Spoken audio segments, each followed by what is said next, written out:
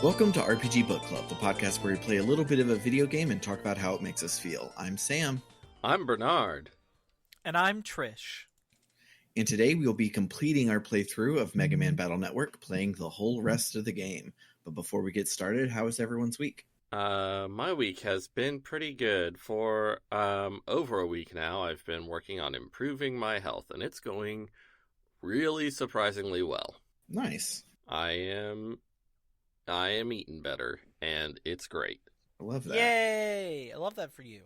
Related, on Monday, I do more than meat Mondays. I can't do meatless Mondays because my Adderall needs protein to kick in. And if I'm going to be eating a lot of protein in the morning, it's going to be bacon and eggs. It's not going to be fucking beans. Who wants to wake up and eat beans to activate the Adderall? I guess. But so for lunch, I was like, you know what?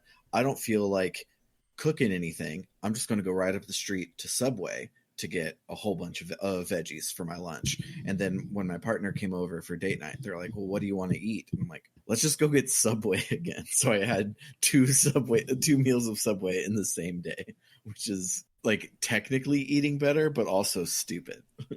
I don't know if that's eating better. I mean, someone did famously lose a lot of weight that way, but he also did other things. Yes. I'm having a pretty great week. I got my hair cut 4.5 hours ago. My side shave is reshaved, and so it's all short again because it was getting shaggy, and it looks pretty awesome. I got like 6 compliments on the dress I wore to work today. It was my first time wearing it, and I was like really worried because this dress is like to be crass, it is only, I won't say tight, but like shows the size of my breasts and is basically shapeless and flowy everywhere else. And I'm like, but I like when you could see my full figure. But it's like a white and purple floral thing, and everyone thinks it looks good on me apparently, so that rocks. Nice. I like to refer to those kind of dresses as boob curtains. You know what? That's good. They are and then boob curtains. You're right. It is a boob curtain. And then I got home to find so incorrectly guessing where this poll was going to go. Not guessing, hoping with my fingers crossed, futilely. I really wanted, because I've successfully emulated a lot of Pokemon games in my day. But it's always harder for me to like fully like keep going into it with it emulated on my computer, and I just kind of craved the real experience. And the problem is my 3DS is garbage. It only charges if the charger is wrapped around it closed and at the exact right angle. Most of the buttons barely work, and only if you press really hard. And the touchscreen's really shitty too. It's old and garbo. So I bought I bought a refurbished online 3DS, and to my delight, when it came in today, it was already hacked. Nice. But it's nice. I've been installing stuff. I'm looking forward to playing a bunch of things. I'm just like excited about the idea I could bring it to work, and on my lunches and breaks, I can just, instead of like fucking around on my phone a bunch, I could just pull out my 3DS and play games. And I can do that during dates. Especially if I'm the one streaming things and I can't be doing the other things on my computer. I can be like, oh, I could be on my 3DS and playing a video game. Oh, I forgot to mention the worst thing about actually my old 3DS, by the way, that I dealt with for years while I was still using it. The volume never mutes. It is always at least like a little loud, like just like at least like a 3 out of 10, and I can then like move it up and then down to the muted area again, and it will mute for like 3 seconds, and then it will start going back to playing audibly but quiet. And it was just a nightmare. That's weird. So here's the thing. I inevitably not only get tech problems, I get weird tech problems. Not as weird as some of those posts on Tumblr that are like legendarily what the fuck, but I've had some really weird ones. I had a computer for years that I would use, where one of the USB ports was unusable because if I plugged anything into it, the computer shut off. And I just learned how to work around it. Like, I have an entropy field around me that degrades electronics, and I deal. But what else have you been doing, Sam? So, the alluded to good news that I've mentioned for the past 3 weeks is official. And I am now the lead software developer for my job. And I won't see what my actual take-home pay is until April because of how fucking my job, you work from the 1st to the 15th, and then the pay period ends, and you get that check on the 30th, which means you're always a month out from the money you're making, which is stupid, and I hate it. So I will see what my official take-home is in April. But when I went to, quote-unquote, apply for this job, it was created for me, so I didn't have to really do any applying, but I had to go through the rigmarole. It listed the pay range on it, and the lowest end, so if I only make the lowest end that they give me, is an over $1,000 a month raise. Hell Which is like fuck you money. And I am very excited, and it is such a odd feeling to know that like this money is mine in a month, because like right now it's like, okay, I'm going to eat ramen so I can fill up my car and I won't have to do that very soon. So it's like I'm getting all of the emotions of like I'm rich now, and then I'm getting all of the realizations of the like I don't know, I don't think I have 30 cents in me. Let me move some stuff around and get back to you. But yeah, I'm very, very excited. It's going to be hard, mostly because I have been perfecting my skills in a very narrow avenue over the past year. And the very first thing that my boss assigned to me is in a language I haven't learned yet. So I'm having to learn it. But yeah, I'm excited because I don't have to take printer tickets every day. I get to just build things, and I love it, and I'm very excited. Hell yeah. You know what else I love and is very exciting? No. MagicMan Battle Network. MagicMan Battle Network. Oh, MagicMan Battle Network. I see. Yeah. Something like that. So let's listen to some music.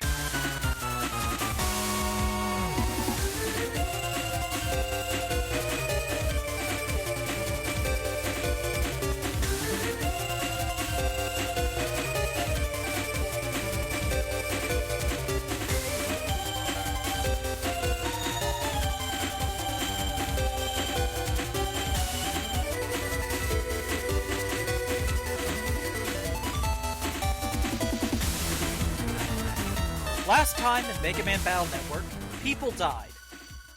Anyway, we start off with another time skip after the whole traffic fiasco that nearly killed Lan's friend Mail. And once again, Lan's father is reaching out with a potential chance to see him in person. Specifically, Scilab is having a fancy dinner party, and he wants Lan and his mother to attend. Lan's mother is very excited about this, which makes sense. Who knows how long it's been since she's seen her husband face to face. Unrelated, but Dr. Freud tells you to see him the next time you visit the government complex. I say tells you, he emails you. Apparently, he still has his job after everything that happened, which, damn, I've heard of job security, but like, holy shit.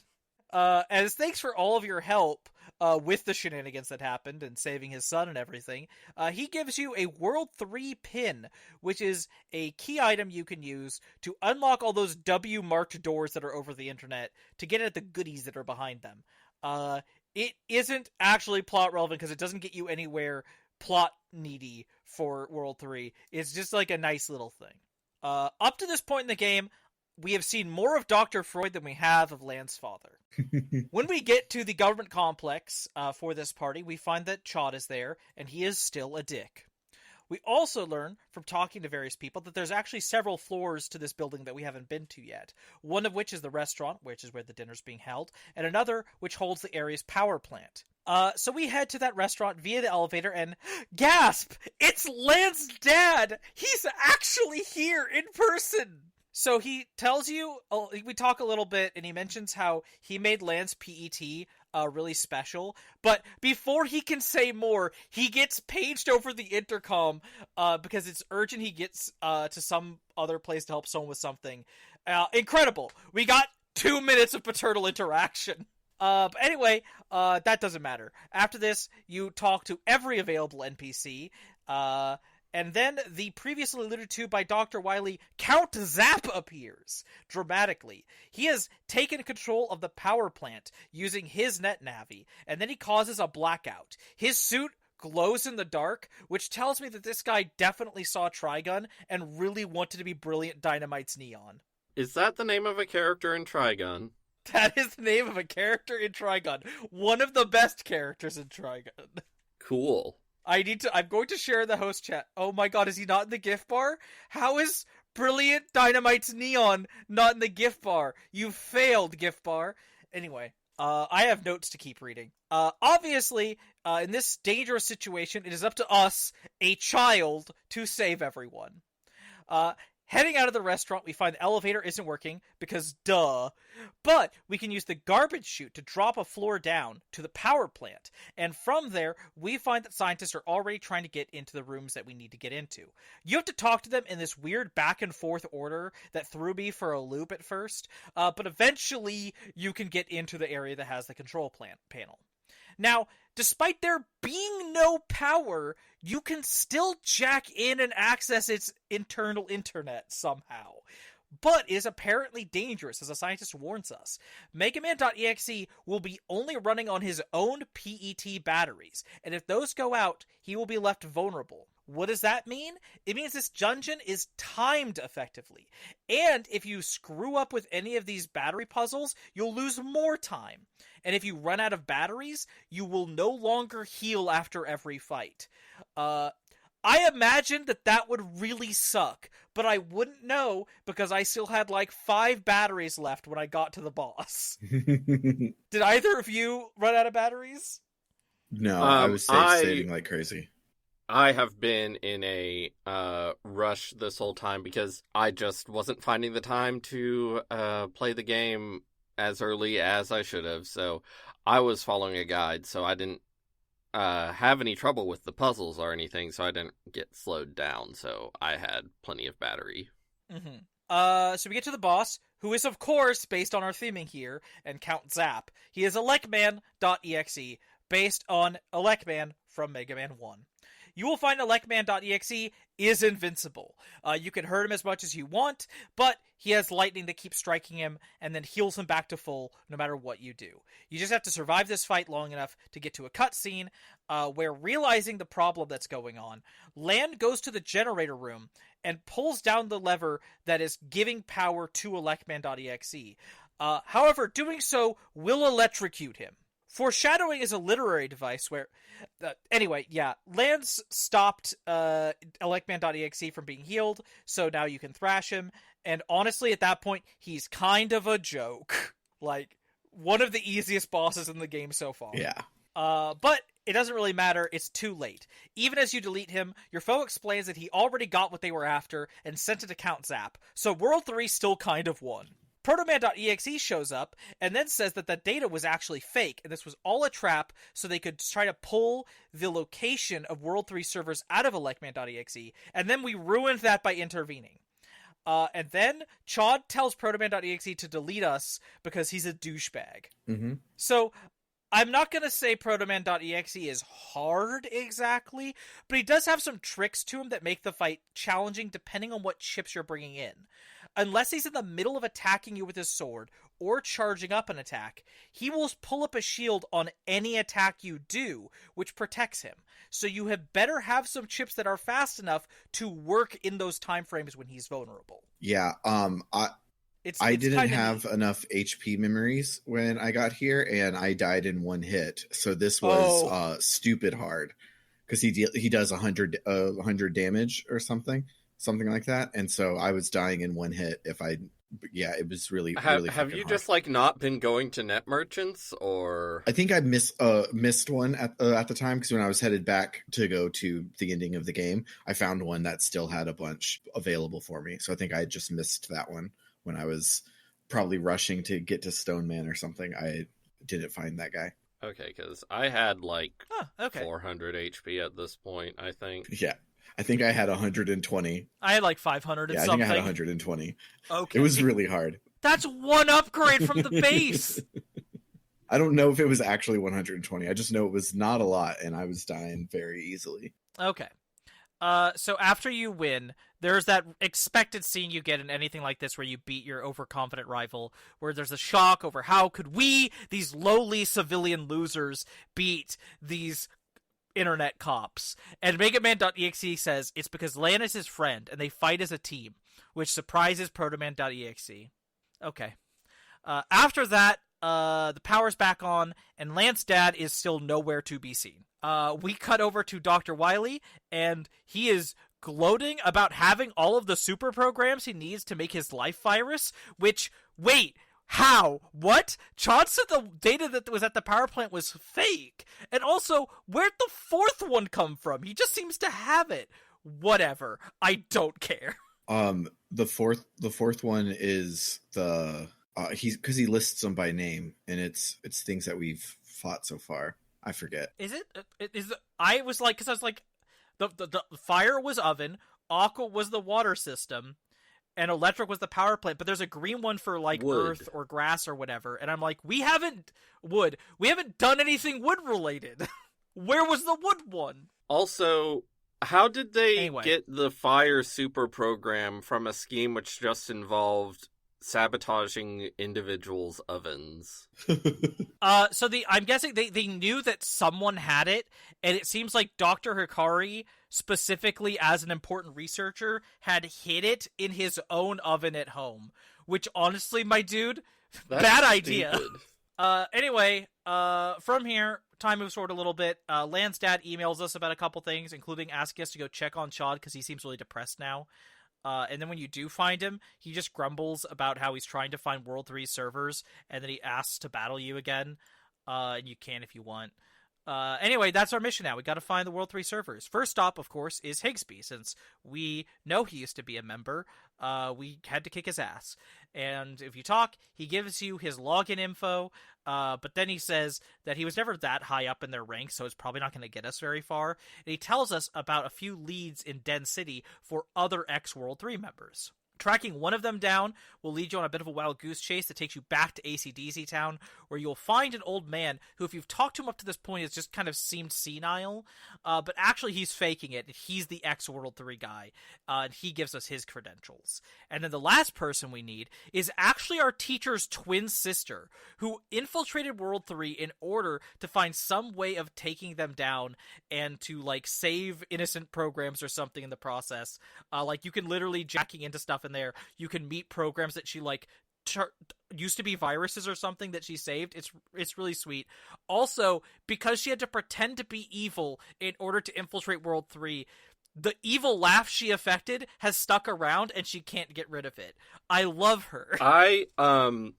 I somehow missed the aspect of she was infiltrating World 3 as like a double agent. I just thought she had been in World 3 and had been bad and now has turned around and is a grade school teacher.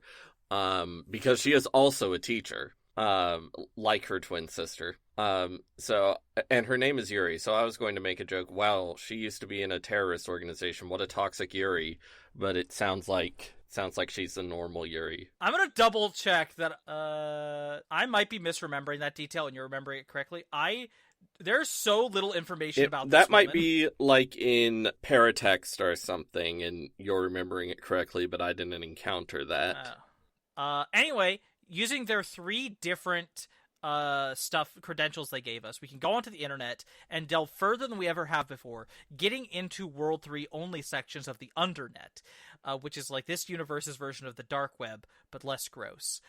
There, we can find BombMan.exe, who is, of course, another Navi who's based off a Robot Master from Mega Man 1.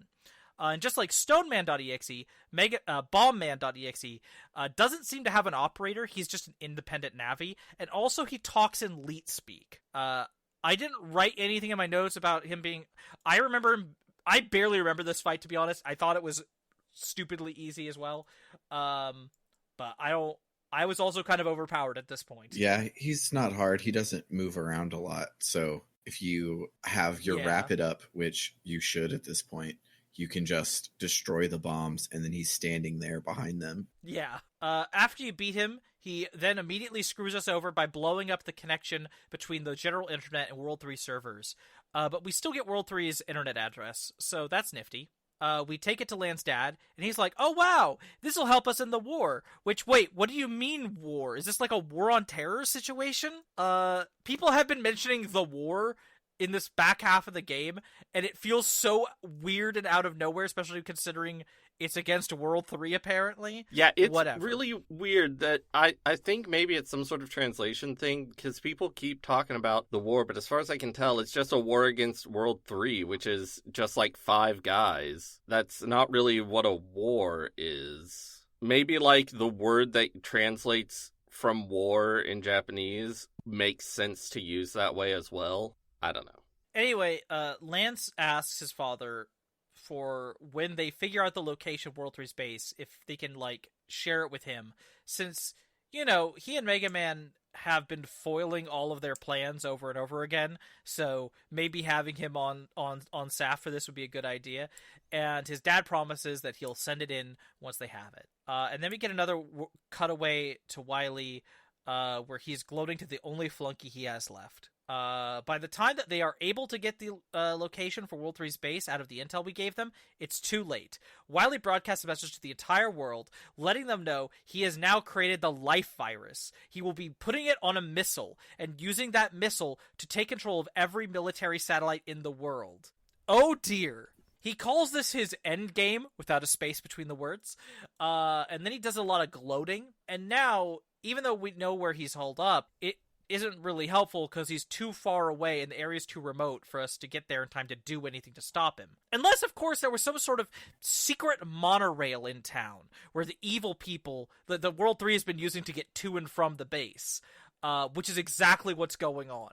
So you might think, oh, let's go to Higsby again because, you know, he's an ex-member. But you get there, and you find his World 3, like, key card, but there's no sign of him, and if you talk to people, they say that some people came in and just kidnapped him. Really shoddy work that they just left his shit behind, though.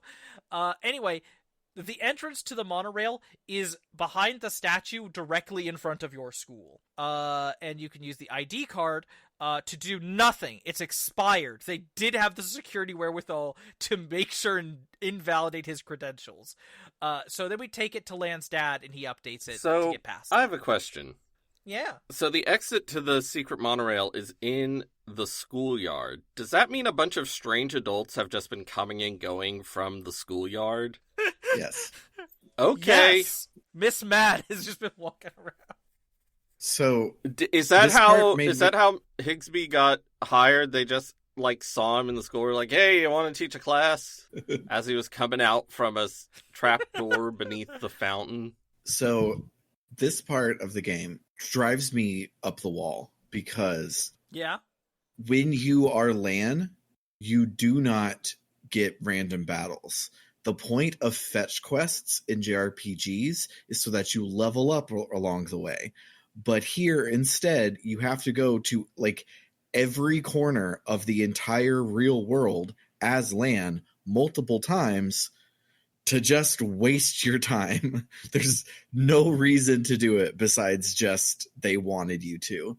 And it doesn't work for the gameplay because you don't have any battles you can do the whole time. It's just, oh, we got this thing from Higsby and we went to the place we're supposed to, but it's expired. So now we have to go all the way through several load zones to go to my dad to then come exactly back right here. No plot changes, no anything except for waste my time to run all the way back to my dad's lab. Yeah. I understand your point, and I don't necessarily disagree. I just kind of like the idea that, oh hey, World 3 actually had enough security wherewithal to make that card not work. But yeah, it does involve a lot of running around for no reason. Also, one problem is that this whole time the Crisis music is playing, and it's like a 3-second loop. Oh yeah, it sucks. That's an sucks exaggeration. really hard having it just looping for all this. It's not the best track in the game. Yeah, it's a very simple song compared to some of the others. So yeah, we take the secret monorail to the villain's lair, and of course, it's at least a little skull-themed, because no matter the universe, Wily is Wily. When I got there, I was like, oh, there's a skull built into the side of this mountain. How original, Wily. Listen, it's his theme. He has to stay on theme. So to open up all the locked doors in your way, each one is its own little mini dungeon that's based on a prior dungeon in order, going back through them all in the game, reusing their different puzzle styles.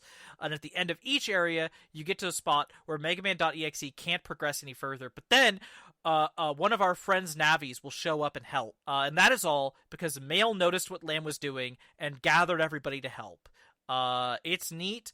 It's also a plot beat I've seen so many times. So I'm like, cool. If I was a kid, this would probably be really awesome. I love that this game, the boss battles are not the whole point like they are in the regular Mega Man games, but the dungeons are where they put a lot of their stuff. So instead of a boss rush, you get a dungeon rush, and it's cool. I agree. And I like a lot of the mechanics, even if the ice sliding one was bullshit. Yeah.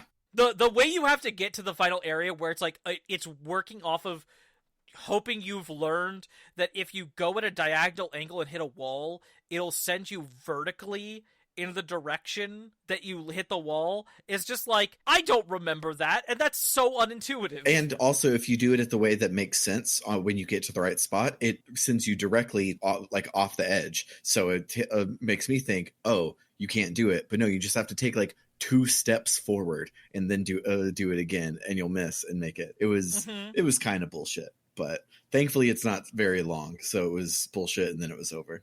So the penultimate area does have a boss, actually. It's not just a little dungeon rush. It's guarded by Wily's last guy, Yahoot, who Google Docs kept correcting his name to Yahoo. I fucking hate you, Google.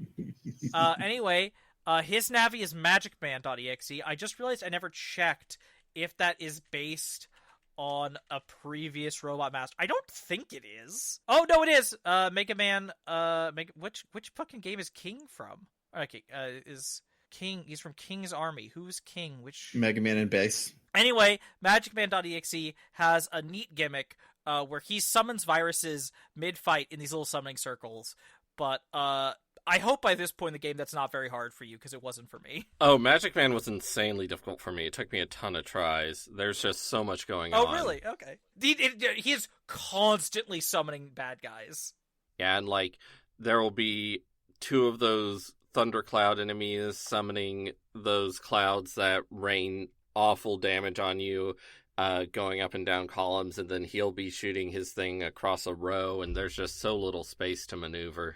Yeah, one of the things that helped is like 2/3 of the way through the game, I went through my chip folder, and I specifically made it so even if it meant I wasn't using some chips I really liked, I made it so all of my chips were one of like 3 different letters. That way I could always get usually like at least 3 or 4 chips, or at least 2 or 3 chips per round. And that's just it's a really good strategy. Yeah. The first virus that he summoned was one of the ones with the auras, so they can only be damaged by certain elements. Oh, yeah. And I had recently taken all of my elements out of my folder because I got a couple copies of Buster Sword and Fighter Sword. So I replaced my Elect Sword and Fire Sword and those that I had with those, because those are awesome, but they don't have an element. So I just had to keep dodging that guy the whole time. So interesting thing about those aura guys. While it's helpful to have the right element that counters them, it's not required. There's a number under the aura. That number is if you hit them for a minimum of that much damage, it destroys the aura. Yeah. Oh, okay. Okay, that explains why they eventually died. I must have hit him in a crossfire or something, and I was like, oh, I didn't realize what I had done, because I was when I was first fighting him, I was using just my Buster, and so that only was doing 5 damage each hit, which wasn't more than 10, I think. For some reason, the phrase "using my Buster" made me suddenly conjure in my brain a Arthur-themed trading card game. I play Buster in attack mode. Anyway, after you defeat him, MagicMan.exe still has one last trick up his sleeve. He gets powered up by the life virus or something. I don't know. And he attacks MegaMan.exe when he has his back turned and he's not ready. And in the process, almost deletes him. Protoman.exe shows up and then finishes our enemy Navi here off. But that doesn't really matter because MegaMan.exe is still unresponsive. And seems like he's down for the count. That is when Chod comes in and he shares something from Lance's father, and with it, so much exposition. Oh my god! Basically, this is Golden Sun 2 level of exposition. Basically, Lance's father, his research goal has always been to try to create net navis that were closer to sapiens, that had more emotional awareness and were better able to connect with their operators. And in trying to do this, he decided to use a human being's DNA as the basis of the program. This makes no sense. But nothing in this game does. Why should I start caring about that now? This all happened around the time that Lan was born, as well as Lan's twin brother, Hub, because the naming convention has to stick around. Lan didn't ever know Hub existed because Hub was born very sick, and he died young of heart troubles. Dr. Hikari used Hub's DNA to make MegaMan.exe, and through him, Hub still lives on. But still, to try and avoid their DNA perfectly matching because they're identical twins, he edited MegaMan.exe just a little bit. But with this new file we've been getting, hub.batch, a literal batch file. I love it. If we apply it, it'll fix that discrepancy, returning Hub to his original state, which should cure him of this situation, and make him strong enough to have a chance to beat the life virus where no one else can. But it also will mean, for some reason, that any damage MegaMan.exe sustains in the internet will be immediately reflected onto Lan in real life. Why? I don't know. Don't implement that part, Dad. Just you made it. You don't have to do that. No, because that's what it means when they're 100% sync. 100% sync rate means that happens, and that's the only way he'll be strong enough. The power-up has to come with a cost. That's how Shonen works. But even when one of the twins isn't an internet ghost, like one of my best friends is a twin. If I punch his twin, he's gonna still feel fine. He might be upset with me, but he'll feel fine. And his twin isn't even an internet ghost. I don't understand. Yeah, fair. Also, Hub, it turns out, knew this entire... I'm also going to call him Hub from now on instead of MegaMan.exe, because that's apparently his name. Hub knew about all of this, and he just never told Lan. I can't believe you are not using Mega Man's chosen name. There's a whole point, like a whole part of the thing where he says, I'm not Hub anymore, I'm Mega Man. You're right. I need to be true to my values. I will mentally correct to MegaMan.exe in my script. Thank you for holding me to account. Anyway, Lan applies the batch even knowing the risks, in a parallel to earlier when he electrocuted himself to help MegaMan.exe in the fight against ElecMan.exe. And together, the two of them head in to where Wily is just chilling out next to his rocket, ready to fire it, like 2 feet away. I don't feel like that was safe. Yeah, I feel like you should be behind something and a good distance away from his... And they do call it... Is the term his hacking rocket? Which is amazing. Yes. Going to hack these things just by shooting a rocket at them. I love it. I also need to... Okay. So he's chilling this rocket, he's ready to fire it, and also, the life virus seems to be physical. Like, you can see it floating in the air. It looks like a fucking X-parasite. This is not how computers work. And anyway, before we get to our final battle, Wily wants to monologue about why he was doing all of this, what his motivation has been. And if you know anything about Mega Man, it shouldn't be a surprise. You see, 30 years ago, Wily and Lan's grandfather, the original Dr. Hikari, were competing over funding. Wily really wanted to focus on robots. Dr. Hikari, aka Dr. Light, wanted to focus on the internet. The funding ended up going in Dr. Hikari's way. All of Wily's research was completely cancelled.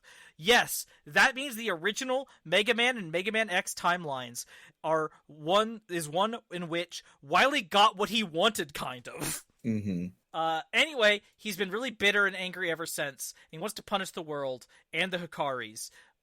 Cool motive, my dude. Still terrorism.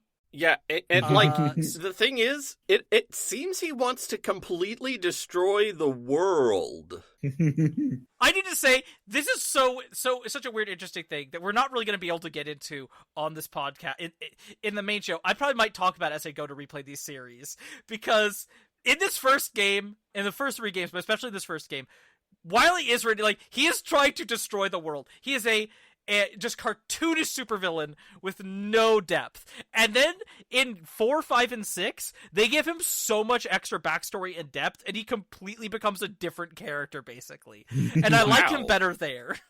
Interesting. Yeah, no, he gets like a whole backstory with like a son who died in a war or something. It's a whole thing. Wow. He actually gets a redemption arc.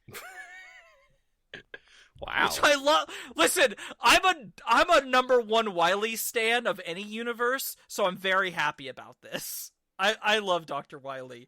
I wish Dr. Wily was in Smash. Maybe one day. Anyway, we go in and we jack into the rocket, and it's time for our final boss battle. The life virus has a really cool theme and a really cool design. But this fight is, I think, possibly purposefully extremely easy, because this is the upgraded Mega Man.exe with the batch file added. This stands no chance. I didn't find it easy, but it wasn't near as hard as MagicMan. The only thing is that it has a neutral aura of 100. That is up most of the time, so if you don't have chips that do 100 damage, it would be really annoying. But at this point, you really should have a bunch of chips like that. Yeah, most of my folder was chips who do over 100 damage. Yeah. So you win so hard in this fight that the entire facility is going to blow up. Lan and MegaMan.exe go to escape, and they offer Wily help in doing so too, but he rejects it, so he can just stand there next to his rocket while his base explodes. This does not kill him. Have you ever run a virus scan on your computer so hard that it blew up your house? Also, I just My don't want to... laughter is not coming across, but I just laughed. I don't want to forget to ask this question, so I won't wait until memorable moments. When Dr. Wily was standing there, and Lan was standing there like 3 feet away, and Lan jacked into the rocket so that he could fight the life virus, why didn't Dr. Wily just, like, punch him? He's an old man. His bones are brittle. I guess he is old, but, like, Lan is, like, an 11-year-old nerd who's distracted by doing this. The whole theme of this game is that fights happen in the net, not in the real world. That's the rule. I guess. There's just been a number of instances in this game where I've been like, why didn't they just... beat up this child? Yes. It's a very Yu-Gi-Oh thing where, like, we have to settle this with a card game. Yes, it is. Oh, this is so Yu-Gi-Oh! It You're is. right, I never considered that. I'm gonna immediately stop considering it and never think of it again. For my own sanity. From there, we cut to Lan and the rest of the cast outside of Lan's house. Mail is obviously crushing on him even more than she has the rest of the game. And Lan is either oblivious to this or just embarrassed. Honestly, it kind of feels like maybe he doesn't reciprocate and he just wants to ignore it for the sake of the friendship. whatever. Everyone teases him about it, including MagicMan.exe, and ha ha ha, roll credits. There is more to the game than that, kinda, but we can get to that in our mem-moms.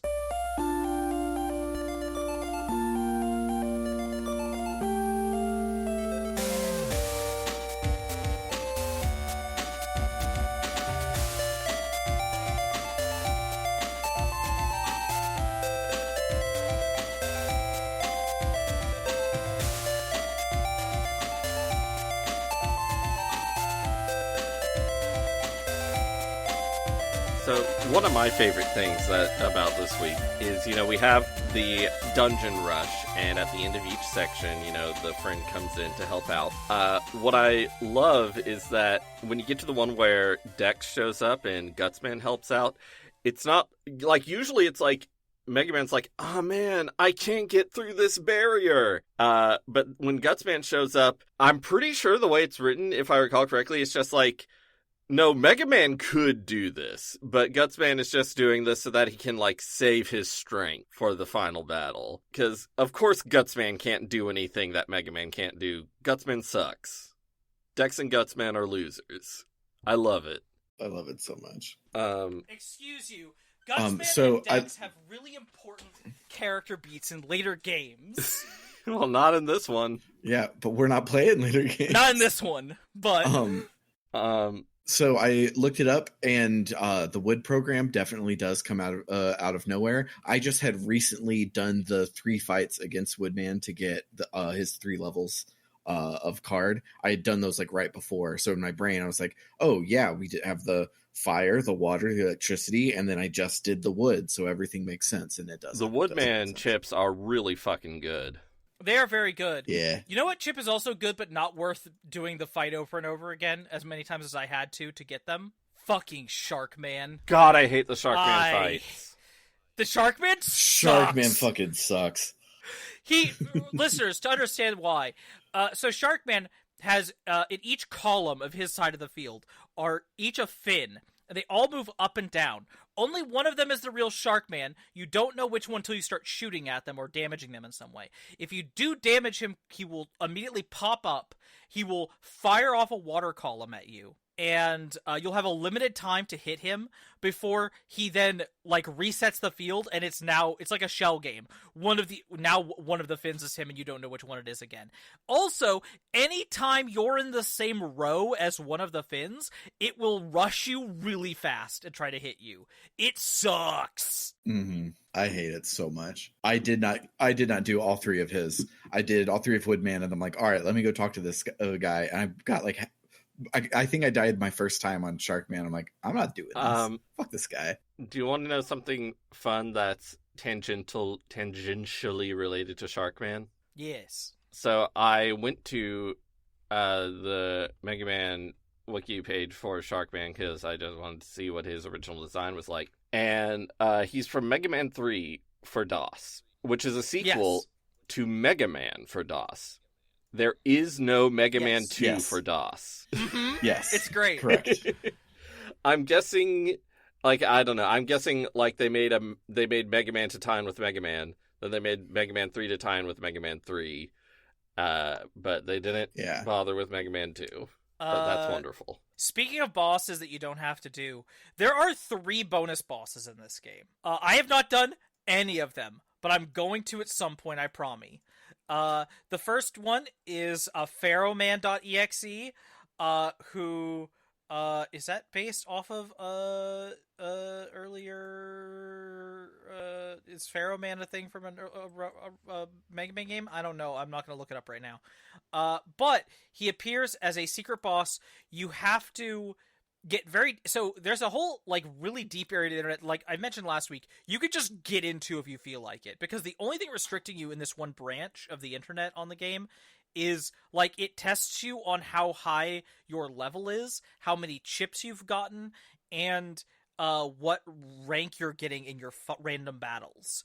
And those will let you get through doors it gets deeper in, and the battles just get harder and harder. And eventually, if you're at least level 70 and you've beaten the game, you can go back. Also, by the way, this isn't one of those games where you can then reload your save file and be like, oh, I'm now in a post game where I've won and saved the day and I can still walk around and do things. It's like, no, the game recognizes you beat the game, but when you load your save file, you're still right before you fight Wily, and you just can turn around and walk away and ignore that and go do other things. Yeah, that weirded me out. I was like, look, it has a star next to the continue button. It's clear that the game knows it's saved after you beat it. Mm-hmm. Pharaoh Man is from Mega Man 4. Man 4, thank you very much. Yeah. And anyway, he's in Internet Area 12, and you can get chips from him and stuff, including the Anubis chip, which I got from the Super Exchanger from Higsby's shop and is obscenely broken. You can also, the second bonus boss is Shadowman.exe, who's a cool ninja guy. To find him, he is in Internet Area 11, and he will only show up if you have at least 140 different battle chips, which I currently don't. There's only, I think, 175 or 165 total in the game, so something like that. Most of the library, you have to fill out most of your library. So yeah, he's a ninja guy, and you can get from him the Muramasa blade chip, but you can also get that from the Super Exchanger. I don't actually remember what it does in this game. I remember in other games it being a really good chip, but I don't know here. Muramasa. Oh yeah, that's it. Muramasa's whole thing is it does damage equal to how much HP you've lost. Which could be good, I guess. And then last, most classic, is you can just find base.exe, the mysterious, wearing a cloak, badass as fuck net Navi, who is basically Shadow the Hedgehog here. He is in the deepest area of the internet. You can encounter him if you've beaten the game, and you have every chip except for the one he gives you. Mm-hmm. You can fight him, and I assume from other games I've played, he's gonna be hard as balls. Because that's just kind of true. It is really funny that from what I understand in classic Mega Man stuff, Base is kind of lame.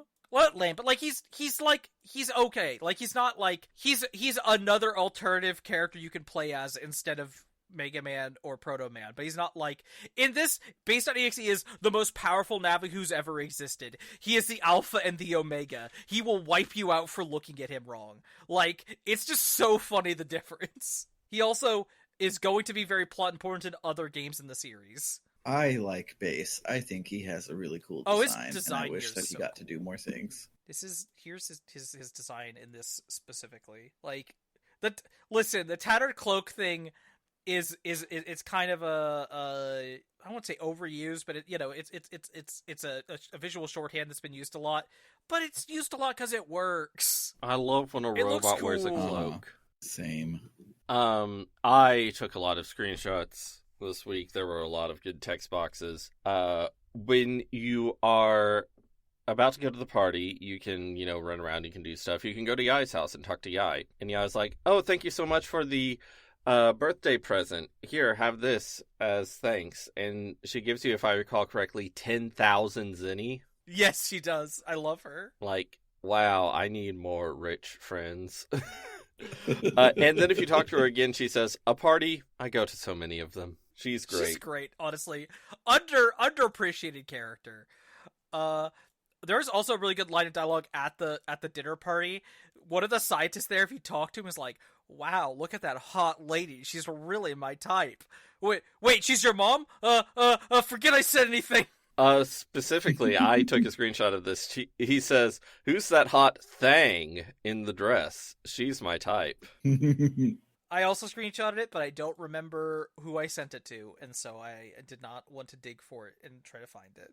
At one point, Wily is in his office, just like monologuing to himself. If I recall correctly, he is completely alone at this point. But he's talking about how he has all the programs, and one of his text boxes is, so super, such programs.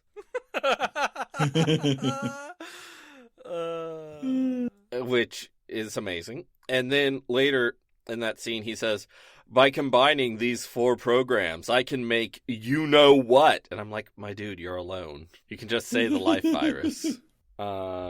Also, when Dr. Wily has announced he's going to destroy the world on TV and everything, everyone in town is freaking out. And there's this one little girl, if you talk to her, she's running back and forth, and she says, "I'm afraid of war! Wah! Wah!" And I'm like, yeah. I'm just comparing in my head the plot of this game.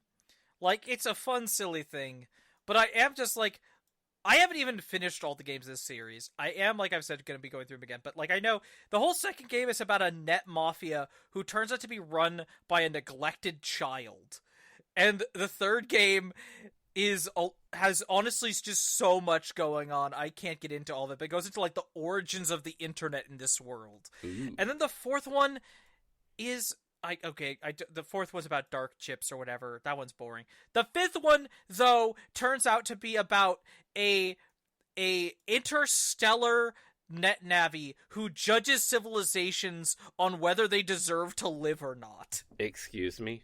Yes! Like, there's a comet coming, and the comet is artificial, and you can jack into it, and there's a net navi on there who exists to judge civilizations. Wow. Yes, it's so wild. Also, I did notice that Protoman did call Show, which is his name, Lord Show, not Load. So that appears to be a perhaps recurring typo. There was some confusion on if it happened consistently, but I saw a Lord in there. For the listener, I'm calling him Show because his name is French for hot, and if it was just him, I'd be like, maybe that's a coincidence. But then Freud is actually froid, the French word for cold, and since they both show up in the same chapter, and those are related terms, I can't say that's coincidence. So I think they must be intended to be pronounced that way. I would like to correct myself. I'm so sorry. The Interstellar Net Navi. I'm sorry. Interstellar is from a universe far away, even farther. He's actually from 4, not 5. 5 is, I think, more Mafia. That's sort of a step down. It truly is. I mean, it does have a character called the Chaos Lord. Oh. There's also a reoccurring character who shows up, I think, next game, whose name is Mr. Famous. And Mr. Famous's whole gimmick is that all of his net navis are based off... oh god, what are they called? Because he has Gate Man, Punk, Kendo Man, Grid Man. A lot of them are based off of, like, I think they're called, like, the Mega Man killers from the original Mega Man series. Like, this, like, mini-boss squad. I don't know much about Mega Man lore, so I don't know. This is not part that I know. Yeah, I'm a Mega Man Legends and Mega Man ZX Advent Mega Man fan. Should I play Mega Man Legends? Absolutely, 100%. Like, you should stop talking to us right now and go play it. So, I talked to the fish salesman, who I think his name is Masa, if I recall correctly. Yeah, Masa. I think so. I hate that man. Not just because he has Shark Man. He wants me to eat fish. I hate fish. I fought him. I forget if this was like the first time or the second time, because I do think I killed Sharkman twice. But one time after I beat him, he said, "Pretty good finger action there, boy." And I was like, "Excuse me?" Yeah, he does say that. I saw that line of dialogue a lot. Because, okay, so the thing is, on the rematches where you can get to, like, the final version of the Navi, and you can potentially get its 2 and 3 form chips. Whether you get them is random. It is pure random chance based on the battle level rank you get at the end. But it doesn't matter. You could get a 10, and it could still be like, you get 5,000 Zenny instead of a chip. That's horrible. And I had the worst luck in the world, and I had to beat Sharkman.exe, I think about 10 times before I got both of the chips. Oh my god. That is not worth it. I spent like an hour just replaying this fight. And it's not a fun fight. No!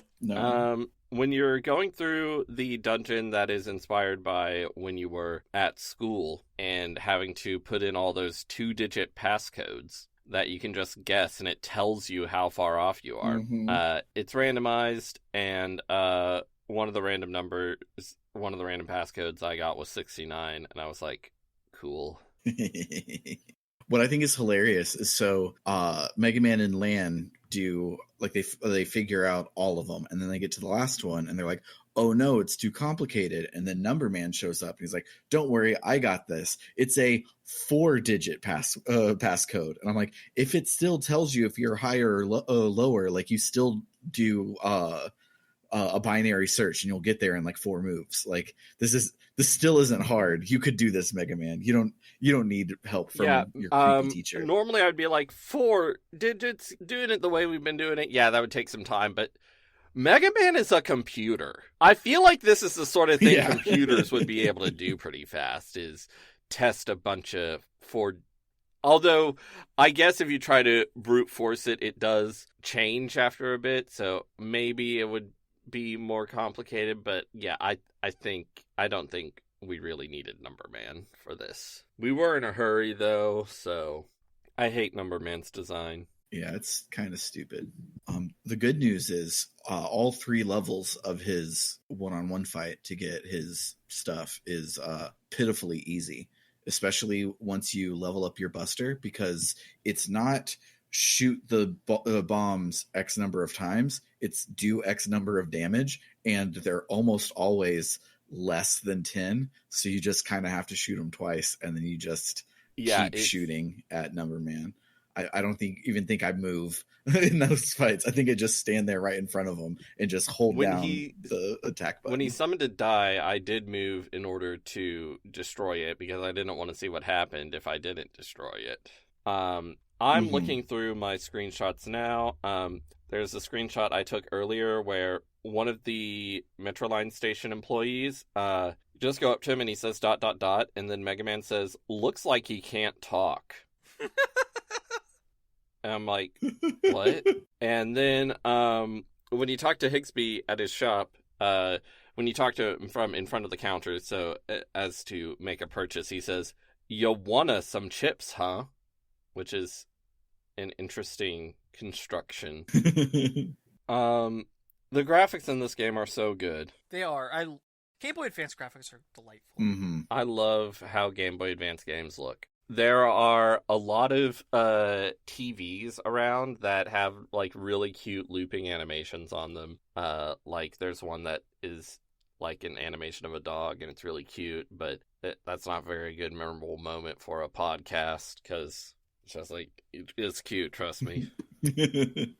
So back in the day, I played Mega Man Battle Network 1 on my Virtual Boy Advance.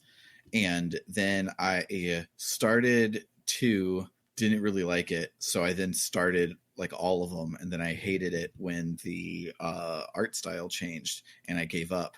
But then I had on my actual DS all 3 Mega Man Star Force games. So now that I've beaten the one game that I've beaten before, I'm not interested in going and playing the next one. I'm like, I should get the Mega Man Star Force collection that just came out because is coming out because so they're so much better than this one. Almost all of them, all except 4, are better than this one.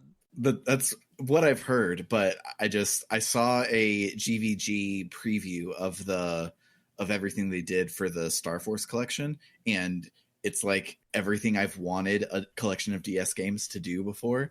And it looks really, really cool, and it's reminding me of how much I enjoyed that game. And so now I want to skip and play it, but it's stupid because I should play the games I haven't played before. I do want to tell you, because they're the good ones. If you didn't know about this, I assume you do. It has not left Japan, from what I understand. But there is a Star Force Mega Man crossover that, from what I understand, is just this game on DS.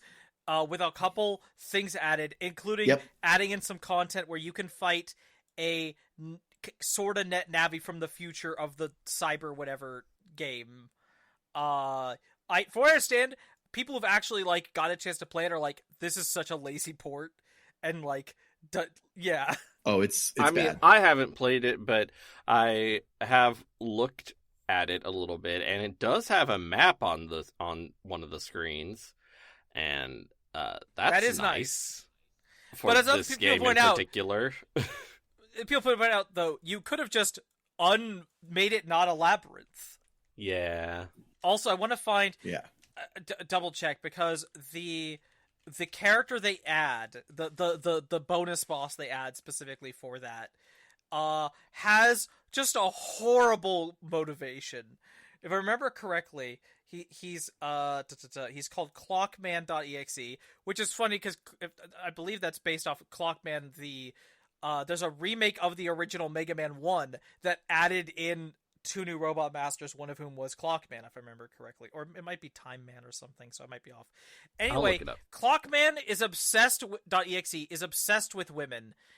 He apparently kidnapped a character named Harp Note in the 23rd century, and then when he goes back in time 200 years to this game, he kidnaps Roll.exe, and that's why the 2 Mega Mans team up to stop him.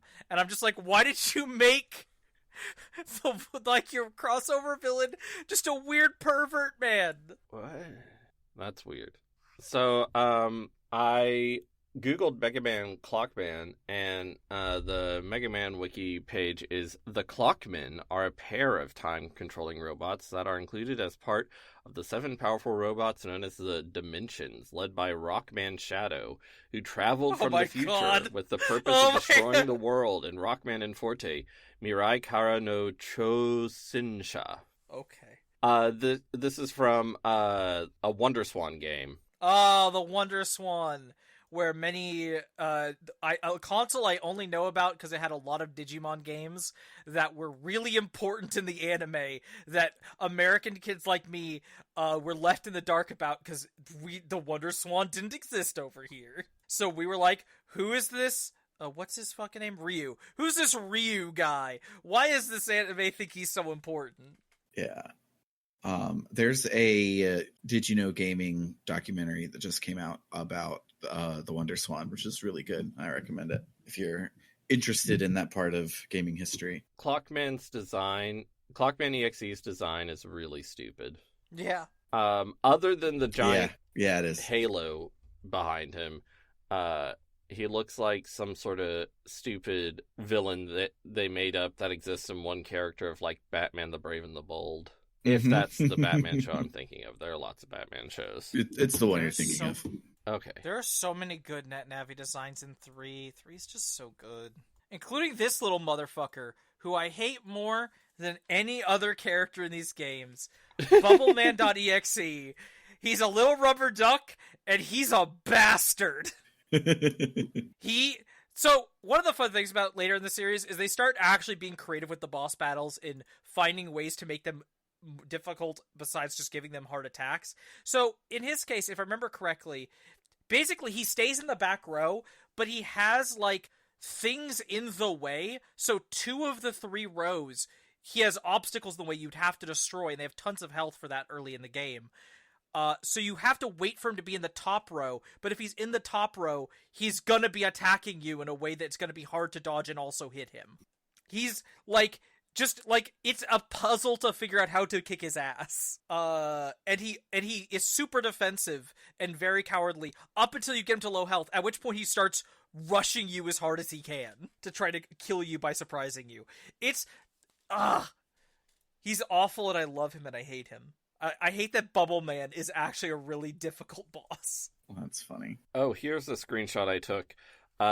While everyone in town is running back and forth because they're freaking out about the world's going to end, I talked to an old woman, and she said, "Grandpa, I'm coming up there to join you." I was like, oh my gosh. I have a complaint about these games that I keep forgetting to say on podcast, which is just that, like, I really like these games. Roll is one of, I think there might be one other, but she's basically the only girl NetNavi. They're all boys. And I know this is kind of a problem inherited from Mega Man, because all the Robot Masters up until Splash Woman were guys. But, like, come on. Yeah. And there's so many cool, hot ladies who are operators of NetNavis, but then their NetNavis are dudes. Yep. Every time. Yeah, it's weird. There is a interesting kind of ambiguous gender, non-binary character who in the recent collection they gave they them pronouns to. But they're just in one game. Ooh, cool design. Oh, very cool. Serenade has such a cool design. I really like Roll's design in Battle Network. It's really cute. Yeah, it's very cute.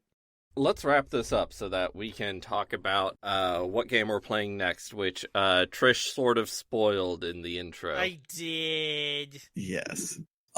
So, as alluded to by Trish, the game that we will not be playing is Pokemon Black or White, or Black 2 or White 2. We will instead be playing Digimon Story Cyber Sleuth and Digimon Story Cyber Sleuth Hacker's Memory. We stupidly just got out of a really long cast, and now we're going to dive into another one. So a longer one. A much longer one. So I get to talk about Digimon for like 15 plus weeks. So I'm very excited. Thanks to everyone who donated. We actually had more. This is the one we've had the most votes for. We had a total of 8 votes this time, one more than usual. It still wasn't close. Everyone wants us to play Digimon, so not literally everyone, but no, a large majority. Yes. So if you want to play along with us, the Steam and Switch version is the definitive edition. Not only is it both games at once, but it adds all of the quality of life and new Digimon from the second game into the first game. And so I recommend playing it from there. But they were Vita games, so they don't look very, very graphically intense. But that also means if you have a hacked Vita and you want to play them on there, you totally can. And it'll be fun. Also, if I recall correctly, Hacker's Memory is on the PlayStation Network store, but Cyber Sleuth 1 is not. Cyber Sleuth 1, if I recall correctly, is just a physical release, and because of that, it's extremely expensive, so playing on PS4 is kind of not an option. Yeah. Do I have it in physical? I swear I have it digital, and it's just unlisted now. I don't know. Either way, get the double pack for modern consoles. It's the way to go. But yeah, that will do it for the week. If you like what you heard here today, you can head on over to www.rpgbook.club, where any and all donations help us offset the cost of running the show. If you decide to donate $1 more a month, you'll become one of our gadabouts and also get access to our bonus feed filled with after shows for every episode, as well as bonus seasons of the show, such as Tales of Podcastia, The Escape Pod, and the JRPG Canon. If you up your donation to $5 or more a month, you can become one of our warriors and get your name read at the end of every episode, a little like this. Shoutouts to Dragon Slayer 19, Freddy Rodriguez, and J-Fro Prime.